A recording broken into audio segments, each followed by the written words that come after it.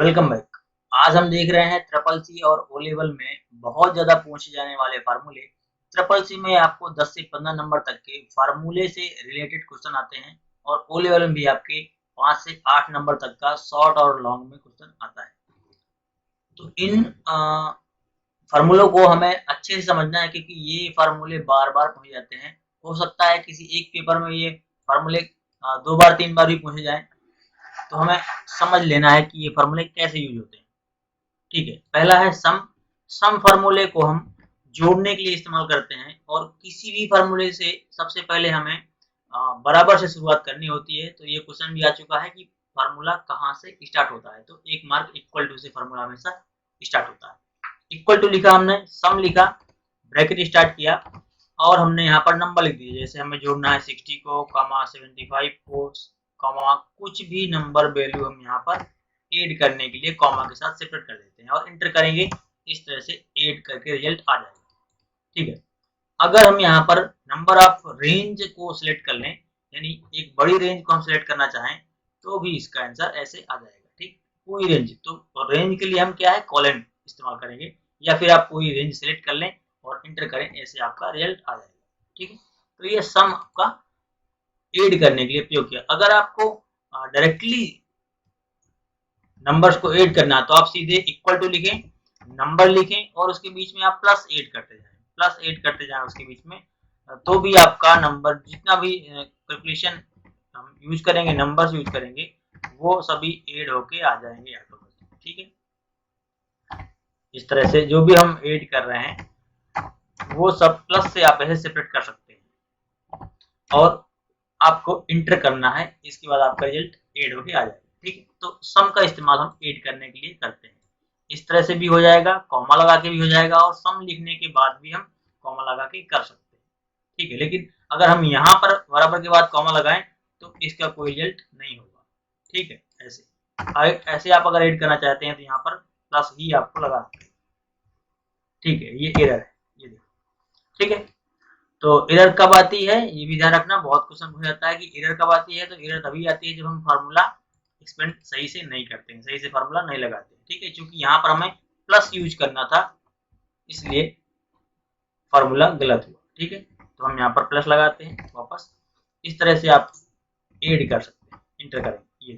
ठीक है, दूसरा है एवरेज। एवरेज का इस्तेमाल करते हैं सीधे। आपको अगर एवरेज निकालना हो तो हम यहाँ पर एवरेज लिखेंगे, फार्मूला ब्रैकेट स्टार्ट करेंगे। किसका एवरेज चाहिए, जैसे हमें 30 और 50 और 60 और किसी भी नंबर का हमें एवरेज चाहिए तो हम वो नंबर लिखेंगे कॉमा के साथ और ब्रैकेट बंद करके इंटर करेंगे तो आपको एवरेज मिल जाएगा। ठीक है, अगर हम चाहें बहुत सी बड़ी वैल्यू का हमें एवरेज चाहिए तो हम यहाँ पर एक रेंज सेलेक्ट कर सकते हैं ऐसे, और हम उस रेंज को कन्वर्ट कर सकते हैं एज ए एवरेज। ठीक है, हम इस पूरी रेंज को सेलेक्ट किए और इंटर करना है, ये आपका एवरेज आ गया। अगला है क्वोटेंट। तो क्वोटेंट सेम एज डिवीजन। जैसे हम क्वोटेंट का इस्तेमाल करें तो इसका मतलब होता है डिवीजन, यानी भाग करने के बाद जो रिजल्ट आता है वही क्वोटेंट का रिजल्ट होता है। ठीक है, सिंपली ऐसा ही क्वेश्चन आता है तो आपको क्वोटेंट का जो आंसर है वो ऐसे ही आपको देना है कि आप भाग कर रहे हैं, डिवीजन कर रहे हैं। ठीक है, यहाँ पर क्वोटेंट हमने लिखा, ब्रैकेट लगाया और जैसे हमने 10,5 लिखा तो क्वोटेंट मतलब रिजल्ट क्या आना चाहिए, 2 आना चाहिए, तो इसका रिजल्ट आएगा 2। क्वोटेंट मतलब भागफल। बस हमने एंटर किया, इसका रिजल्ट हो गया 2। तो क्वोटेंट जब भी पूछा जाता है आप ये समझिए कि हमें भाग का आंसर देना है। जो भी भाग करने के बाद रिजल्ट आता है वही क्वोटेंट का रिजल्ट होता है। अगला है पावर। पावर का मतलब है किसी भी नंबर का पावर लगाना। जैसे 2,2 लिख दिया हमने तो इसका मतलब है 2 का पावर 2। अगर यहाँ पर हम 3 लिख दें तो इसका मतलब है 2 की पावर 3। अगर यहाँ हम 4 लिख दें तो इसका मतलब है 2 का पावर 4। ठीक है, इसका मतलब पहले वाले नंबर के लिए बाद वाला नंबर पावर होता है। ठीक है, जैसे हमने लिखा 5,5, इसका मतलब 5 की पावर 5 टाइम। अगर हमने लिखा 5,2, इसका मतलब 5 का पावर 2 टाइम। तो 5 का पावर 2 क्या होगा, 25। ऐसे तो पावर मतलब हुआ घात। जितनी भी हम कॉमा के बाद संख्या लिखते हैं वो उसका घात होता है। ठीक है। अगला मैक्स। मैक्स का मतलब है कि मैक्सिमम वैल्यू क्या है। मैक्स मतलब ज्यादा वैल्यू क्या है, बड़ी वैल्यू क्या है। मैक्स हमने लिखा, ब्रैकेट हमने स्टार्ट किया, यहाँ पर हमने लिखा जैसे 50, 60, कुछ भी हम ऐसे वैल्यू लिख सकते हैं, जितनी भी बड़ी वैल्यू हो सकती है। बस अब इसका रिजल्ट पूछा जाता है आपसे, तो इसका रिजल्ट क्या होगा, सेम ऐसे ही क्वेश्चन आते हैं। तो मैक्स यानी सबसे बड़ी वैल्यू क्या है, वही रिजल्ट आ जाएगा, सबसे बड़ी वैल्यू। ठीक है, अब हम एंटर करते हैं तो सबसे बड़ी वैल्यू रिजल्ट आ गया। मिनिमम इसका जस्ट उल्टा है मैक्स का, यानी जो सबसे छोटी वैल्यू होगी वो इसका रिजल्ट होगा। ठीक है, ब्रैकेट लगाया, यहाँ पर हम कोई संख्या लिख देते हैं, ऐसे कुछ भी संख्या हम लिख सकते हैं। रेंज भी हम सिलेक्ट कर सकते हैं, जितनी चाहे उतनी, और जो मिनिमम वैल्यू होगी वो इसका रिजल्ट होगा, सबसे छोटी वैल्यू 49। ठीक है, अगर हम चाहें कि बहुत सारी संख्या है हमारे पास, हम उसमें से सबसे छोटी संख्या देखना चाहते हैं, मिनिमम वैल्यू देखना चाहते हैं, तो आप ऐसे पूरी रेंज सेलेक्ट करें और एंटर करें, तो भी आपकी सबसे छोटी संख्या उस रेंज में होगी, तो उसका रिजल्ट आपके सामने होगा। ये हो गया मिनिमम। प्रोडक्ट का मतलब होता है मल्टीप्लाई करना। प्रोडक्ट मतलब मल्टीप्लाई, गुणा। ठीक है, तो जितना भी गुणा उस संख्या का आता होगा वही आपका प्रोडक्ट का आंसर होता है। तो ठीक है, हमने यहाँ पर लिखा 40, 30, 20, कुछ भी यहाँ पर वैल्यू हम लिख सकते हैं। ब्रैकेट लगाएंगे तो जो भी इनका आपका मल्टीप्लाई आता है वही इसका रिजल्ट होगा। ठीक है, ये बड़ी संख्या है, मल्टीप्लाई करने के लिए तो हम यहाँ पर छोटी संख्या लेते हैं। जैसे हमने ले ली यहाँ पर छोटी संख्या, सपोज करो 4 लिया, 4 के बाद 2, 5 ना, तो क्या आएगा इसका रिजल्ट 40। तो 40, तो प्रोडक्ट मतलब है मल्टीप्लाई करना, गुणा करना। अगर हम ये नहीं लिखें, डायरेक्टली ऐसे लिखा होगा, ऐसा भी क्वेश्चन आता है, डायरेक्टली इक्वल टू लिखा होगा और इसके बीच में स्ट्रिक्स लगा होगा, स्ट्रिक्स ये। ठीक है, तो इसका मतलब भी होता है मल्टीप्लाई, तो इसका भी सेम आंसर आएगा 40। ठीक है, अगला है मोड। तो मोड का मीन्स होता है रिमाइंडर, भाग करने के बाद जो रिमाइंडर बचता है वो मोड का रिजल्ट होता है। ठीक है, हमने यहाँ पर लिखा मोड, ब्रैकेट लगाया, और जैसे हम 15 का भाग करना चाहते हैं, 15 में से भाग करना चाहते हैं कि संख्या का, सपोज 2 का, तो अगर 2 का भाग 15 से करें तो क्या रिजल्ट आएगा,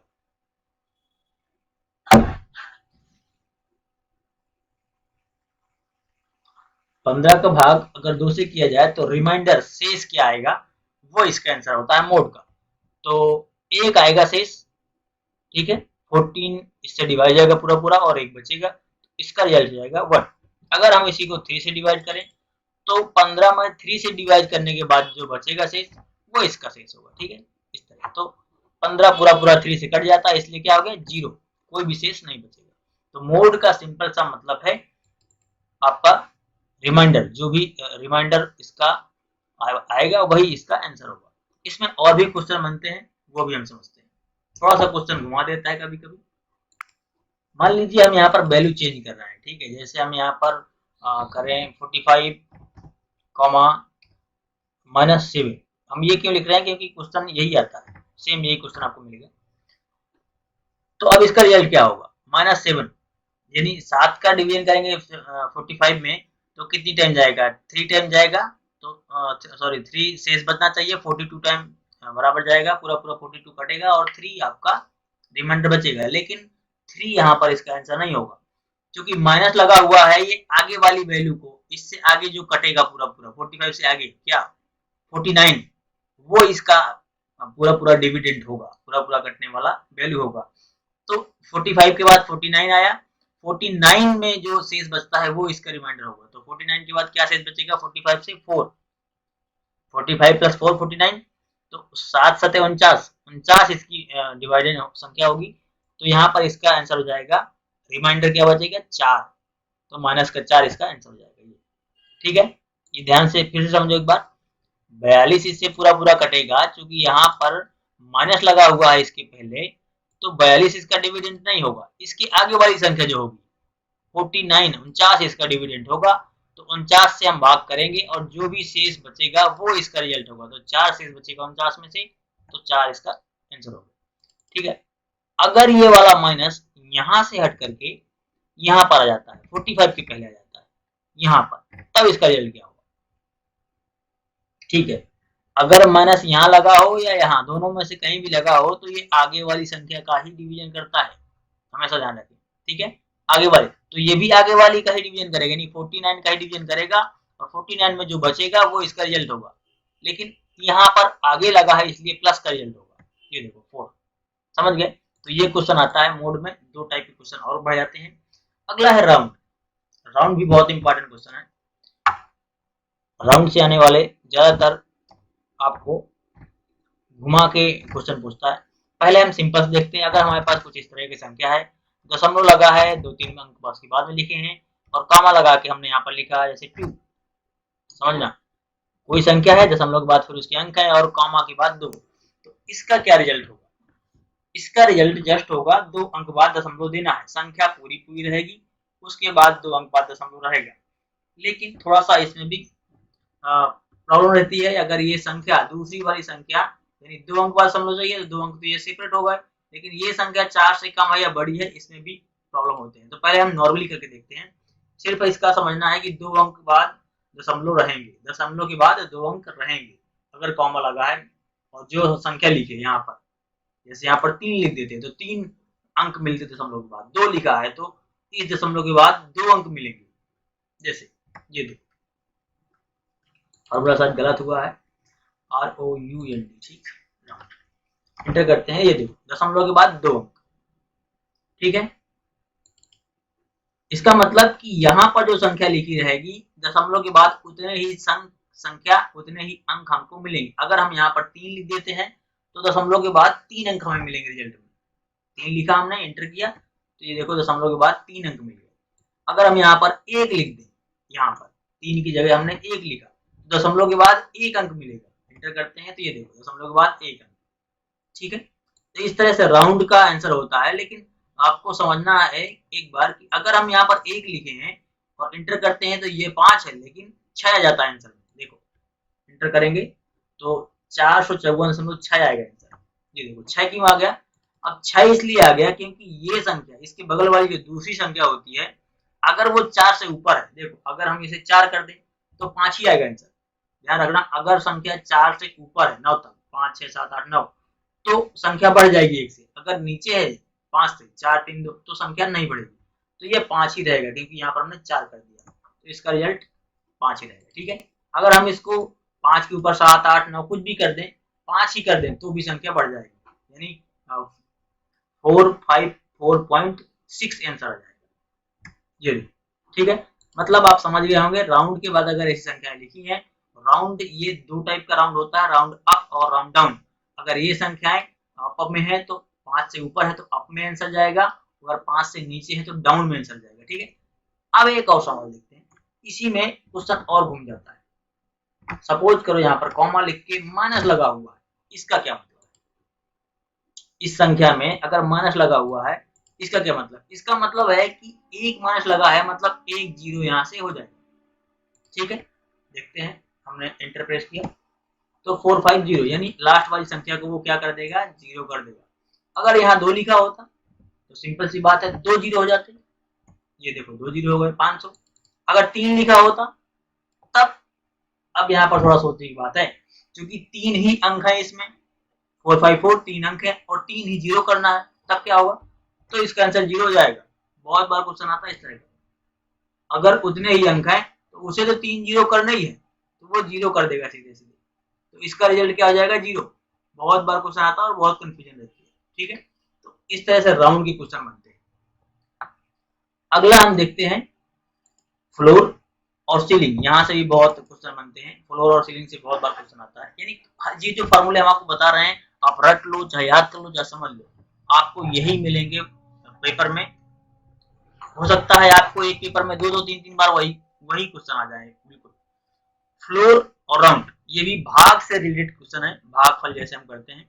तो अभी हम समझते हैं कैसे। फ्लोर और ब्रैकेट स्टार्ट किया, अब हम यहाँ पर छोटा नंबर लेते हैं, जैसे हमने 19,2 लिया। समझने के लिए हम छोटी संख्या लेते हैं, वैल्यू बहुत बड़ी आती है, 3 अंक 4 अंक की वैल्यू इसमें आती है।